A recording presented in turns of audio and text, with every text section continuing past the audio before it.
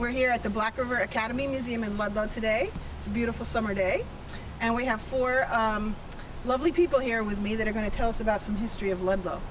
To my right, we have my old friend, the teacher, Stuart Schmidt, and he grew up in town. And we have my mom, Charlotte Pluta, who also grew up here. And we have my kindergarten teacher, Liz Lombard, here. And we have Bill Jarvi. So we're just interested in history. So, Mr. Schmidt, you can be my first target. You just tell us. Target. How old you are when you were born. I don't want the specifics. I was when I was born. I don't want the specifics. Just tell us about your younger years. I'm 76 years old. I was born in Ludlow, actually Springfield, and I was living on 20 Mile Stream shortly, and then my folks all moved to Ludlow, and I lived on Pond Street. And I've been here all 76 years, taught school here, graduated from Black River High School, and enjoyed life here very much. I'm Sharon's mother, Charlotte Pluta. I was born in Brattleboro, but when I was 9 months old, they moved up here because my father was a metropolitan agent, and this is where he was sent. And so I've grown up here, lived here all my life. Like the town very much. Go to Florida in the wintertime now, but I can't wait to get back to Ludlow. I just love Vermont. I guess that's it.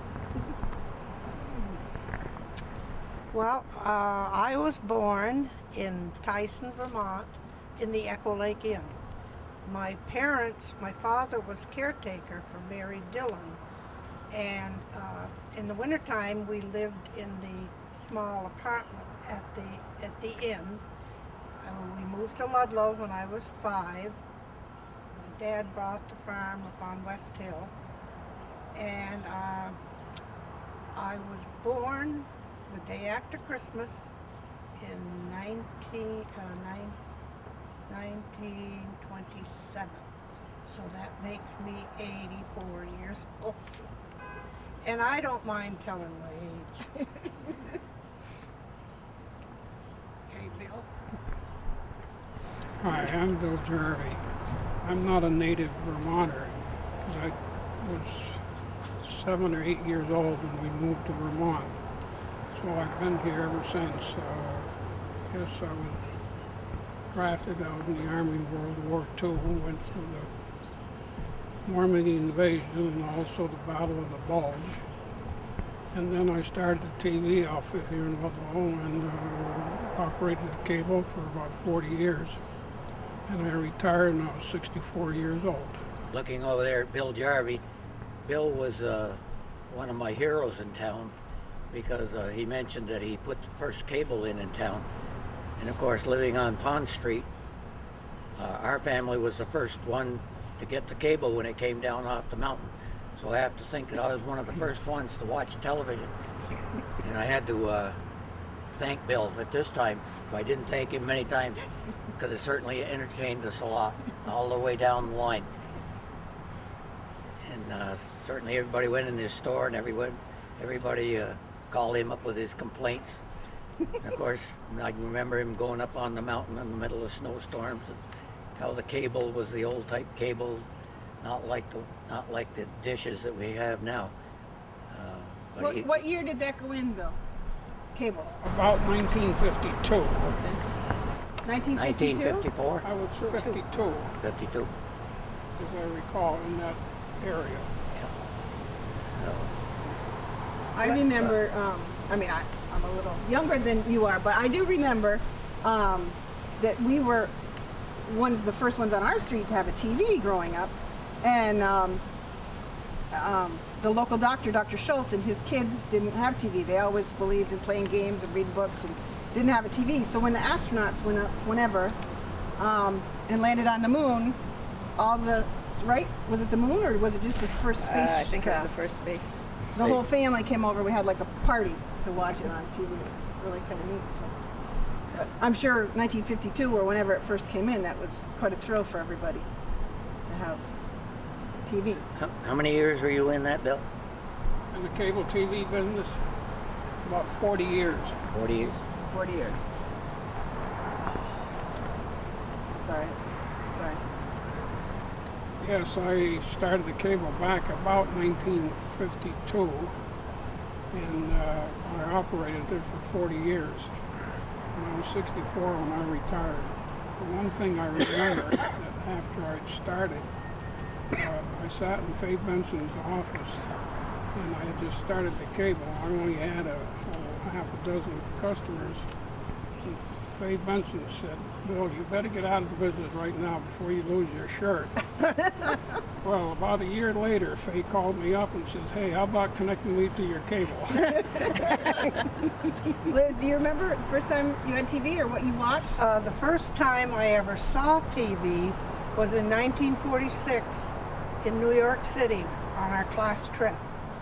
They took us, we went to Radio City or wherever it was, and they showed us the first television picture that I ever saw was in 1946. And then once it came into Ludlow, we probably one of the first ones that ever, not the first ones, but we had television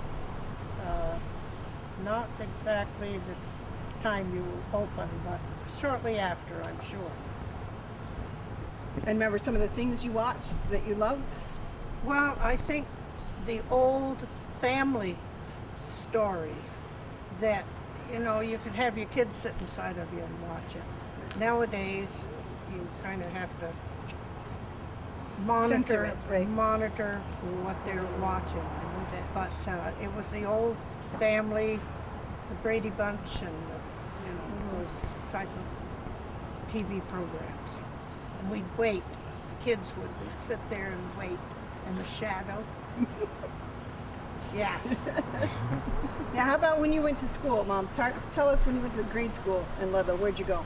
Oh, yes, at Benson's Garage for the first 3 years, and then in the middle of the third grade, they had the school down on Main Street finished, and so we went down there. And we lived at the time at 60 Main Street, so I liked that because I'm not a morning person, never have been, and I could wait till the last minute to get up and then dash across the street for 9 o'clock school began. But what? Probably in the second and third grade, my parents let me walk up to school at Benson's Garage. And that was a long walk, especially in the wintertime. Clarence and Maggie Davis lived partway up the street, and they had I think it was a chow dog that would stand right there in the middle of the sidewalk and growl at me until I pat him on the head, and then he was all right. But it scared the devil out of me at first. And you lived on the hill, West Hill. Yes. Well, So you just slid down to school, or? I went to school the first 3 years at Benson's. 4th and 5th grade was over here where the senior center is now. Mm-hmm.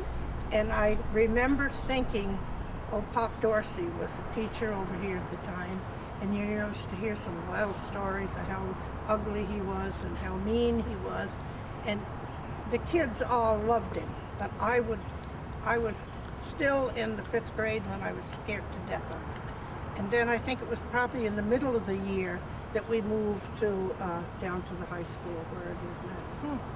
And we walked to school in summer and winter, and at noontime, when it was warmer, we would go home to lunch. We had an hour. We'd run all the way home and have maybe a peanut butter sandwich and run all the way back. Just about made it. But we did that quite often. And in the winter time, that was before they really, once the winter got really harsh, they didn't plow the roads anymore. And we walked on snow drifts that were hardened, and the farmers up above us, they didn't use the road because it wasn't plowed out. They would come through different fields to deliver their milk downtown. So and it seemed as though the winters were really, really cold. But when you're a kid, you know, you don't really pay that much attention because in the winter we skied all winter long on the hill, so cold didn't bother us. When you got so your mittens were frozen to your hand, you wouldn't even go in then because you were just so afraid you were going to miss something. Well, you didn't have to have physical education No, classes. we never had phys ed. You know, No, no phys ed. You ran home, you skied all Yeah. winter. Yeah. So, saved the taxpayers money. Now, did you go to school in Cavendish for grade No, school or here? No, I went. All here. I went here all the time. I remember going to kindergarten with Mrs. Thompson. Oh, me up there. too. Yeah, we all went to kindergarten up there. And some of the teachers, of course, I remember May Comstock was here Right, for Miss years. Rothfuss, Yep, yep, Bernice Rothfuss, yep. And Ruth and Ruth Sears, Ruth Sears, right? And Yep. Miss Keating. You I remember was Miss gonna say Keating? Pudgy Keating. Yeah, Yeah. she was that little short lady. She used Had- to wrap my knuckles with her ruler because I couldn't get my multiplication tables. Yeah, she wasted no time. But those are the ones you remember. The Yeah, ones I that know. wrapped you the hardest, one you that remember the wrapped us most. the hardest. If Right, Bill? they Right. did that now, they'd be in jail. Oh, I know. You can't love them, you can't spank them either. And we were scared to death of them too. I was afraid of those teachers. I guess that's why we always behaved in church, because catechism we always had nuns, and you know the whole 6th grades were right at the front. They'd have the front row would be the first grade, and then a couple of rows back would be the 2nd grade, and they were all right in the middle, you know, in the middle part of the church, and there was nuns there, and you could have heard a pin drop. You can't now, between the phones ringing and the kids hollering. So you grew up at the end of Pond Street, Yep, and your family ran the lumber mill. right. Tell us Yeah. about all that. My father bought the lumber mill where Benson's garage is, across from Benson's garage, and that was known as Schmidt Lumber Company. He bought it from Adams Company. Will Adams, right? Warren's father. Right. Warren Adams' father, Yeah. Will Adams. My father bought that from him in 1946 or 48 or something like that. And my father had been running the grain store up here, just above up on Depot Street, and he bought that lumber business. Didn't know anything about it, but we got involved with the lumber business there, and then eventually we bought the land across from the foot of Okemo entrance now, and that was made into the logging yard, and so we had the retail part down to the lower end and the wholesale part up in the upper end. And There was still the eddy in between, right? yeah, That yeah, water. that pond eddy. We called it the eddy. I can remember, of course, I lived next door to Killarney's pub there, and was brought up there. I used to have a boat down there, and with the dam down here behind the bridge, behind the Cafe Delight, with that dam there, I used to have a motorboat, and we could go all the way up to the bridge at Fox Run with the boat. It was good enough, and as we all know, we could swim there and you could fish there because there was no dye coming in until That you was got. in the eddy where we Yeah, went in swimming. the eddy, yeah. There was a big Yeah, you could, pond yeah. up there. We It used was a to big swim. pond. That's why they call it Pond Street today. Everybody says Pond Street. Where's that? You know, why's the pond? And of course, what happened was the dye didn't come in until it got down to Jewel Brook, and from there down, of course, you couldn't. It wasn't good fishing because all the yarn and everything that was going in, and then every day it was a different color. Yeah. You know, And red one smell. day, It'd blue be another blue. day. Well, Yeah. why don't you explain what, I mean, I know the stories about that, but explain the woolen mill was on Andover Street. Jewel Brook. Jewel Brook. Right. Jewel Brook. Well, the whole town and the whole valley here was due to the woolen industry. And you had Jewel Brook, and of course there's a pond there that the water ran through Jewel Brook for water power. And then the dam behind the Cafe Delight there, the water from that went through that mill to That run was that. Gay Brothers. Right, Gay Brothers, yeah. right? And that was they used the water power there. It came down to the mill down here on Meadow Street. That mill, and I forgot I can't the name. remember what the name of that. Forgot, but that one just closed here, what, 4 or 5 years ago. They were making, in the latter years, they were making all the yarn for the Major League Baseballs. And then, it got, now it's gone to Mexico, and they make them down there, of course. And then, of course, it went down to Smithville, and the mill that was in Smithville there, that had water power again.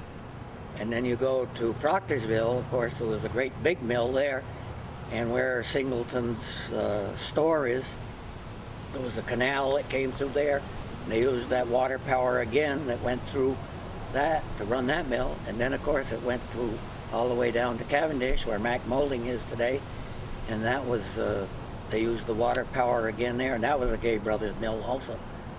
And so the woolen industry was really a great deal here in this community. So did all the mills put dye into the brooks No, and the depending streams, on or what they were just doing. Jewel Brook? Some of them were just spinning mills and like that, Oh, but they had to run, you know, they just... but So the they were- colors really yeah, just came from Jewel Brook. Yeah, that was mainly Jewel Brook. They made cloth at Yep. Jewel Brook. They had big Army contracts during the war, you know, for making blankets and anything. Well, you know, everybody wanted a government contract, and Jewel Brook had a big contract with them. The others, you know, they didn't make they didn't spin the yarn. The others were, each one had the little part that they were doing, or big part they were doing. But the Gay Brothers were very big in the business. But you had to swim north of where Jewel Brook entered Yes. Black River. Yeah, yeah. It all came into Black River, and so did all the sewers, you know. I mean, you go right down here over the bank and look where the water comes down under Pleasant Street. I mean, all the people over there on Pleasant Street that rose to run into the canal underground, run into the thing there. And you can still look over here on, what's the name of the street? Prospect Street. You can still see the pipes that came out there. I mean, that was the way we all dumped. Right. Everybody dumped their sewage into the rivers. Right, That was the way you got rid of it Right. in the towns. And in You know. the summertime, when it was hot, there's quite an odor. It was. Now, It would Bill- be today.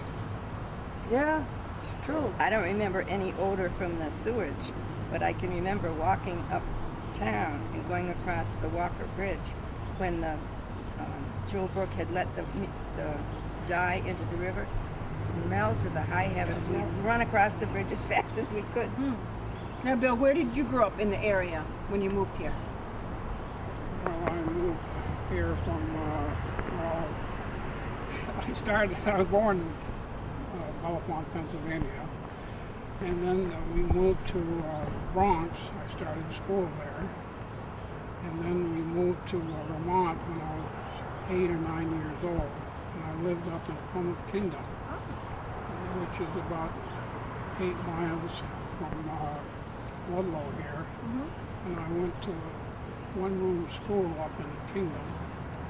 And when I graduated from there, I came to Black River Academy, and I think we were the last group To graduate to from this building? graduate that we could say that we graduated from Black River Academy. So that was what, like 1941 or That was 42. 42? So that's the story of my... Did you take the train? I mean, no, you didn't take the train. Did you come by horse or cars to come to school? In the winter, I would ski down from Kingdom down to Tyson, and Al Davis had a car, and he'd take us all to town. Isn't that something? My father worked at Gay Brothers Woolen Company, and he'd come and pick me up when the school was over. Huh. And we got to Tyson, and he'd put the chains on in the winter To get up the hill. to get up the hill because it wasn't plowed very well. So did they have a ski rack here for you when you got to high school? You could leave your skis outside? Oh, no. I skied to Tyson, and then I had Left a them ride there. from Tyson. Yes. Wow. Huh. That was a long time ago. Isn't that fascinating? Bring back memories. Wow. Those were the good old days. They were the good old days, yes. No rules and regulations. You used to ski at the ski area down here behind the high school? I remember that. Well, I yeah, remember When they had, Yes, the when the kids- Rotary Club used to run the rope tow there? that's right. There was a rope tow up there, yes. that. And at the same time, I think it was the same time, the fire department used to make this huge, big skating rink Yep. where the grade school is now. Oh. It was mammoth. They had a warming hut Yep. And then a great big ski area. It was all run by the ski area was run by an old Ford engine up at the top of the hill. I can remember as a kid skiing there, and all the little kids. Of course, the rope gets so heavy because you can't lift it. And of course, what you do is you put one hand, the left hand on, and the right hand behind you, and try to hold it up on your hip so that you could lift it up. But what happened, you'd go up the hill, and of course, it slips through your little, as a youngster, it slips through your hand, keeps getting icier and icier, till the next person came along and got behind you and goosed you up the hill.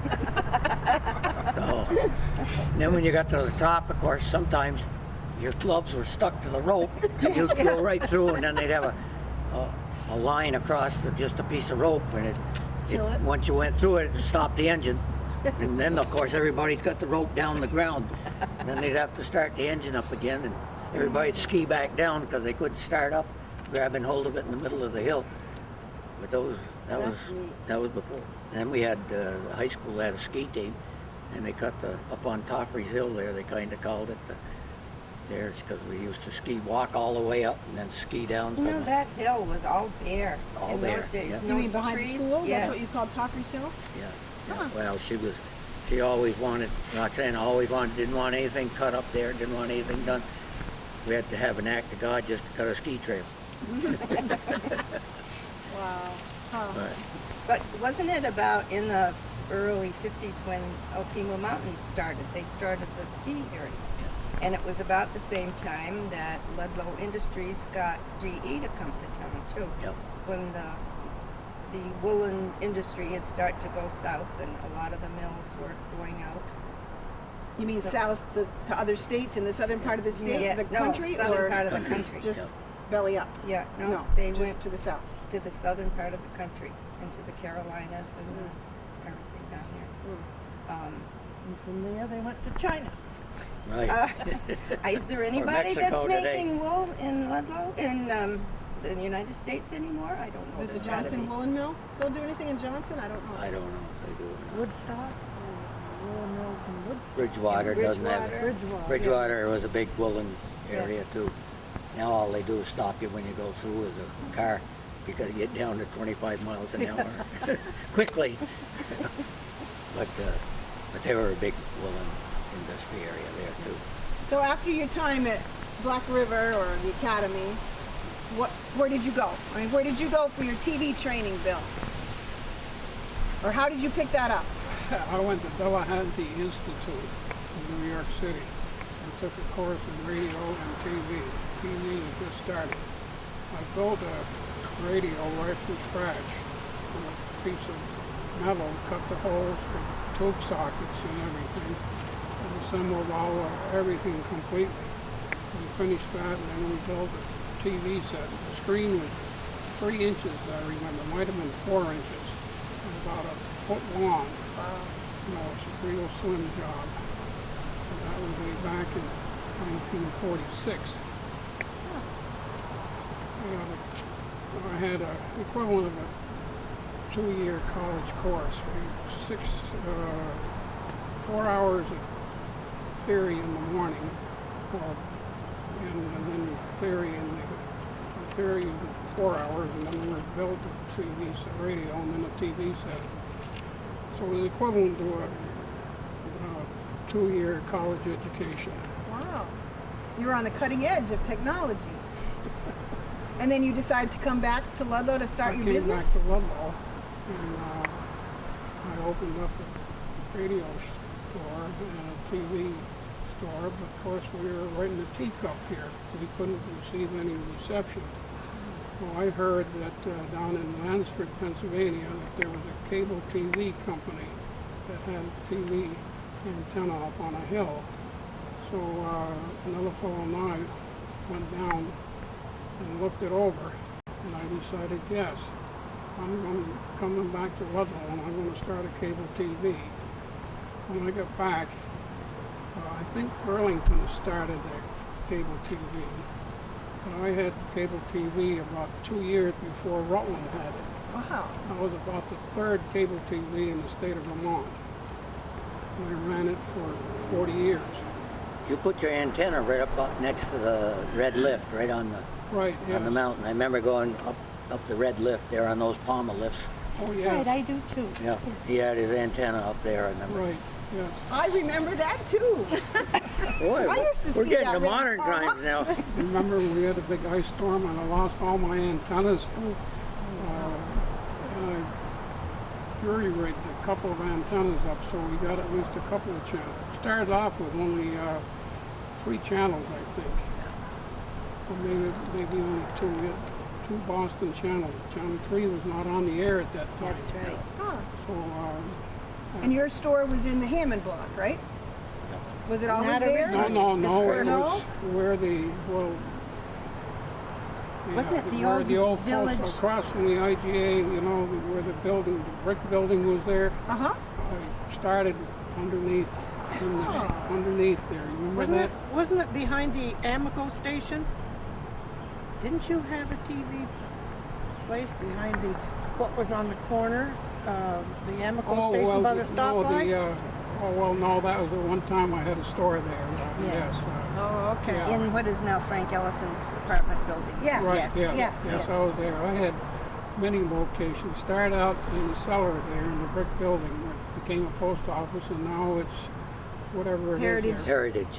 Family Yes, credit union. uh-huh. Yeah. So from there I moved to right beside the town hall, where it was Charlie's Market eventually.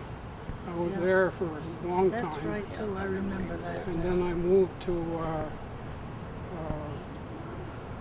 right next to the Amico station. The next one's still on, on Andover Street, Depot Street. Depot Street, yes. Yeah. I was there for, I don't know, 3-4 years. And then I moved down to the Hammond block. I thought before that, didn't you have across the road where they had the big old inn there, and the Shell station underneath, and the telephone company was down at the far end, Well, the that- eastern end? That was That was Spalding's. Wendell Spalding's. Gas And then there was a gas station there under the Yes. hotel. Yeah, I think it And was then Shell. Reno. Wendell's Electrical, he sold, Oh, I thought you were in where Refrigerators. Tony Wendell was. Perino had No, it. no. Wendell, across the street. Wendell and I can't remember the guy's name. Started cable TV after I started mine, and they had their antennas up on North Hill, Oh, that's right. and they were charging. I was charging $125 for installation, and they only charged $50. Oh, competition. So, did they last? No. So they went. I had the lease for all the telephone poles and electric light poles. I had a signed contract.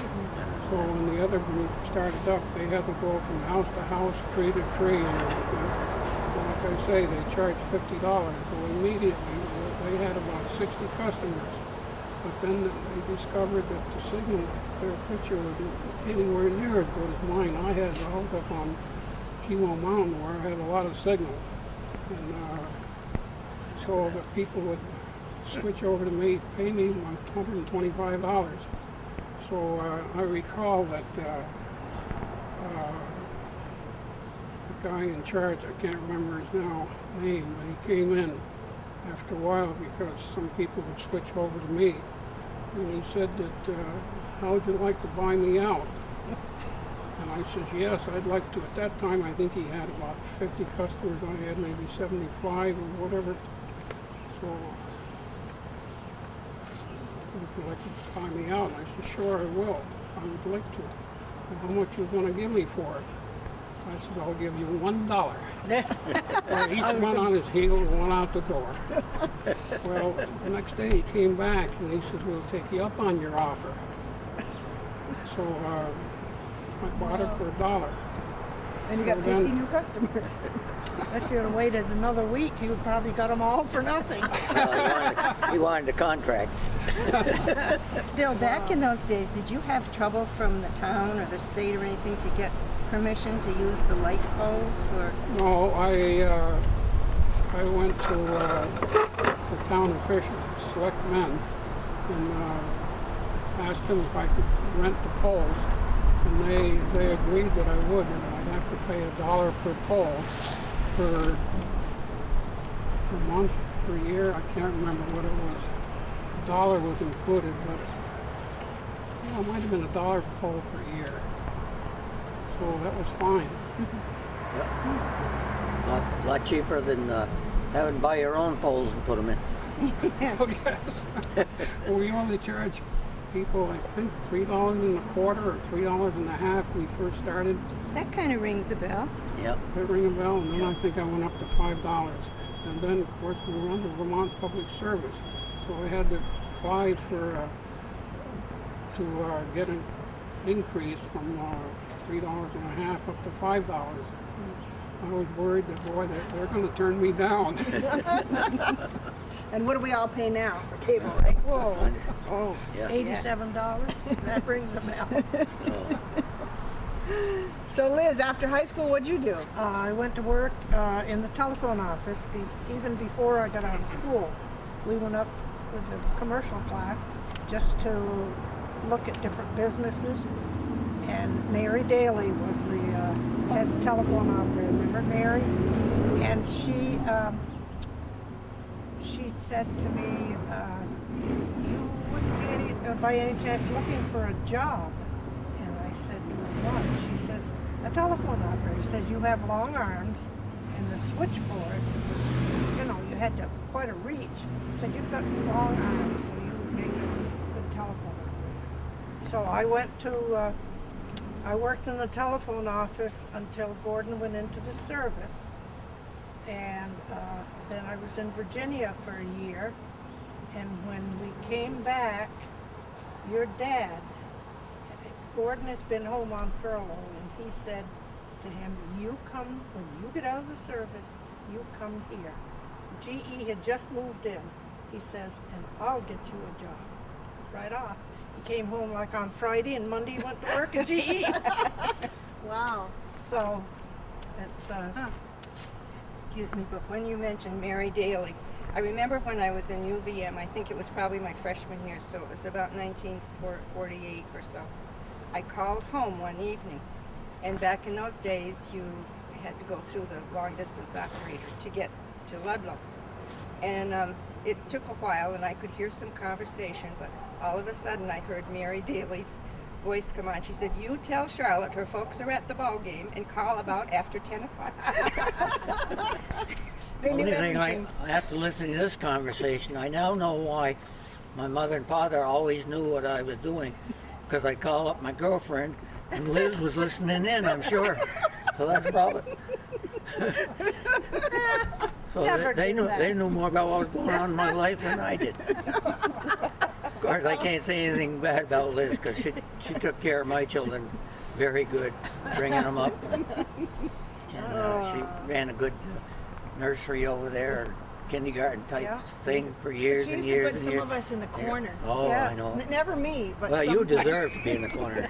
You still do. You spent there most of your years, didn't you? Yeah, behave yourself, Or was please. it downstairs in the cellar? Well, that was Ron wasn't in school then. and then I went to work. I had a kindergarten, and then I went to work at Okemo, and I worked in the food service. And when I was food service manager, that's where Bruce got his start. He was a busboy. Yep. And then he went from, when he got a little older and could be behind a grill, he was one of the grill guys. So You that's taught him that Okemo customer service, didn't you? yes. So That's good. that's where he learned what he's doing today. Right. And we all used to Okay. love Liz's food at Oh yeah. Okemo. It was the best. The Okemo vegetable. Everybody say now, "Can you give me a recipe for that?" I said, "Well, yeah, a little this, a little of that." And after I left there, I still had people saying, "Oh, we miss your Okemo vegetable soup." Oh, You boy. probably cooked like most of our grandmothers, though. Just put stuff in and Yeah. tasted once in a while. And I tried to get soup recipes from Dud's mother when we were first married. She'd write it right down for me, and I'd even watch her do it, but it never quite tasted the same. No, But that's she the always magic just touch she added a had. little something. pinch of this and a handful of that. I still, the only thing I really use a recipe for if I'm baking a cake. and I that's don't mess with it. But Yeah. anything else, Kurt will always say to me, "Ma, what'd you change today?" One day he'd have it one way, and the next day, "What'd you change today?" Speaking of Okemo and the lumber mill that we had, we were very much our family was very much involved with Okemo when they first came in, because we were in the lumber business and we were shipping a lot of lumber down into Massachusetts for these housing projects. We'd take a tractor trailer down and roll it off next to a cellar hole in some of these housing developments. There were 4,000 or 5,000 houses, and they were all exactly the same after the war. And we'd take a tractor trailer load of lumber down, and that would be one house. 2 days later, we'd take another load down, it'd be exactly the same measurements, all prefab type homes. But what we did is we picked up the palma lifts, because the palma lifts came from France when they first bought those. And so we would pick those up and bring those back to Okemo. And we were very much involved with that. And also, of course, with the A-frames, because that's what they all built, was the A-frames when they first put them instead of the condos like we have today. So, our family's really been, and my wife, when I got married and came back, she was a ski instructor up there. One year, they keep going from different things, and she became Miss Natur Technique. I don't know what that meant. Whatever the technique was, I never quite got on. But she can do it really good. So, Mom, after high school, you went to UVM, then you went to business college or something? Yeah, then I went to business college because I realized I could speak a little bit of French and a little bit of Spanish, but I hadn't learned anything else. Then I wanted to be an airline stewardess, but I had to wait till I was 21, and so I went to work in my parents' insurance office. And then before I ever got to American Airlines, my husband came home from the Korean War, my boyfriend, and that was it. I ended up working in Ludlow Insurance Agency. They gave me my training. Right. Well, yeah. Yeah. Now, Stewie, where did you go to college? I think I know. I went to Springfield College. I graduated from high school here in Ludlow.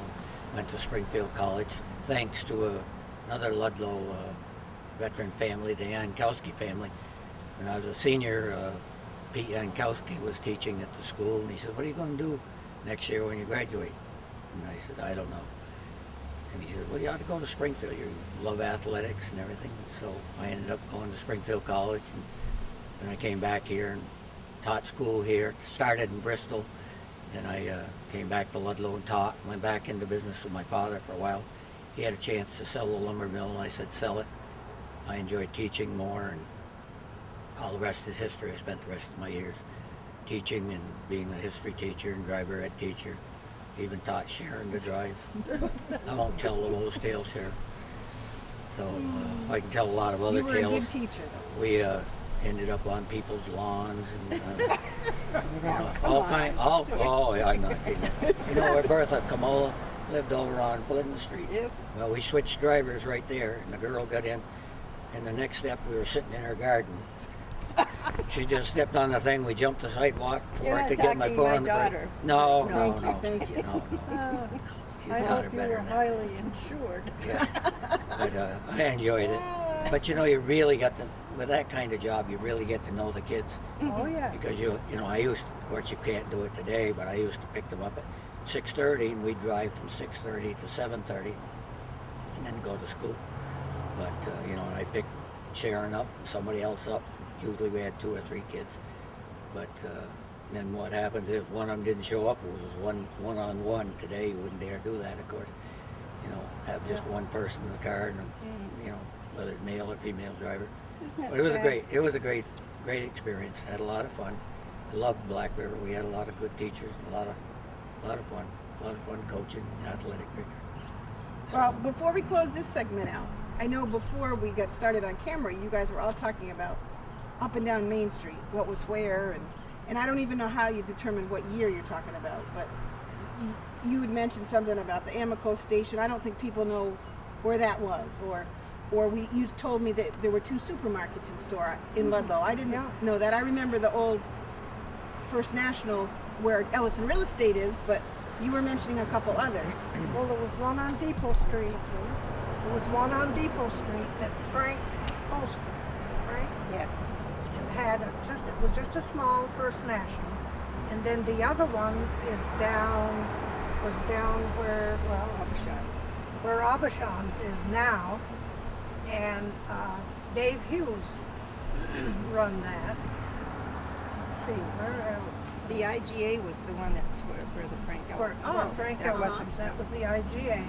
And the next store was the hat shop that Irene Bell. Irene Bell. We had a hat shop. Yes. Oh, yes. And then there was Dungy's Rexall Drugstore. I remember that. And then there was Kalino's store. And when we were kids, he had candy, penny candy, a big Glass case. Yeah, a glass case. And we'd have a penny, and we'd stand there with our nose against the glass, trying to decide which candy we wanted. And you would have thought we had $1 million that we could spend. We only had a penny. Now, was that on the corner where the On the hatchery corner. is? Yeah. But Mr. Kalino, the old Mr. Kalino, he just seemed to be pretty patient. 'Cause, a penny was a penny in those days. Let's see, and across the street, which is now the park, Uh-huh. there was Massiello's, It was the brown block. The Yes. whole brown. the whole thing. Down and underneath was Pluta's Market. Right, my grandfather. Yeah, and then Massiello's was on the top. He had a shoe store, and you could take your shoes there and just, what was his name? That used to, His Massiello's brother-in-law, Reynold Palazone, Reynold had a Palazone. repair shop for yeah, shoes he there. had the Yes. repair shop. Then was the old A&P next to that. We're going up Main Street. We're going up Main Street, and then there was a huge block because there was people that lived upstairs. Weldon's store was next. Hardware store. Yeah, and And they had a coal business. Yes. thing where trucks could get up and be weighed. Yeah. on the- You got to put in between there Dan's popcorn stand. I was just Oh, going to yes. say that. Yes. At night, Dan would come with his little wagon, and Uncle Dan weighed. Uncle Dan and popcorn, and he'd pour the butter on it that dripped right out of the end of the best popcorn you ever ate. I think you paid 10 cents for it. I don't You got a remember. bag like this with pure butter. But you forgot the one where all the excitement was in that block. That was upstairs. Behave yourself. I am. That was the Owls Club. Oh, okay. Well, that was in Oh, later that was in the years. brown block. Right. Yeah, That that's was, what I mean. that was in later That's where all the excitement was up there. Yeah. And then they had Lannon's restaurant downstairs. Well, there was a it was barber shop. Barber, Mr. Barber, West. Proudy's Barber Well, Shop. Mr. West had it first, Peanut's yep. father. And then there was a restaurant, Earl Brown had it first. Earl Brown. And yes. then Bill Lannon's father. Yeah. Bill Lannon's father. Yes, Had yes, it after. Took it. before And he that came was down right here. Yeah. close to the town hall. right. Right next to That end of the brown block. Yeah, And there was also a bowling alley someplace you told Right me, across right? Across the the street. street. Where the parking lot is now Yes. for Ellison's building, That it was all attached to the Kleino, the hatchery That the whole building, hatchery, and it went up clear to the well, Yankowski's house. almost to Yankowski's house. There was a driveway in between, and there was a Mr. Hobart's beer parlor or Yes, whatever it yes. was. yeah. I remember when we were seniors in high school, and Charlie Page and I went to get ads for the banner. He wouldn't let me go in Hobart's. He said, "Girls don't go in there." I guess it was kind of a rough place. Yes. As a child, I just remember someone saying, well, I know Ludlow used to have the tradition of closing Wednesday afternoons. Yes. And I know Jarvi's Radio TV did, and Ludlow Insurance still does. Yeah. But nobody else really does. But I know Kessman's attorney used to close. And then I also remember that was, the reason that was because I was told the farmers used to come into town on Friday nights and do their business. Yep. So the businesses closed Wednesday afternoon because they had to stay open Friday. And I think someone told me once that people used to come down in their horse and buggy maybe go to the bank, go to the bar, go bowling, go to the Owls Club, I don't know. And the horse would just sit there in the cart I've heard that. until Say that the owner again. came out. The horse was sitting there in the car. I'm sorry. The horse was sitting there with the cart behind it when Oh, the okay. owner was off wherever. And then when the owner came out, maybe a little imbibed, the horse just took him home. Is that I've just heard the that- I've normal heard way that home? too. Well, they I all guess had a hitching, hitching post, and they brought their horses in. just like the church here. You know that little thing there. They always. Oh, at the went- Baptist church? Went to Baptist church. That was what. Bring their horse and buggy Bring and the tie horse. him up. Yeah, tie him up. Huh, neat. Early Amish for Ludlow.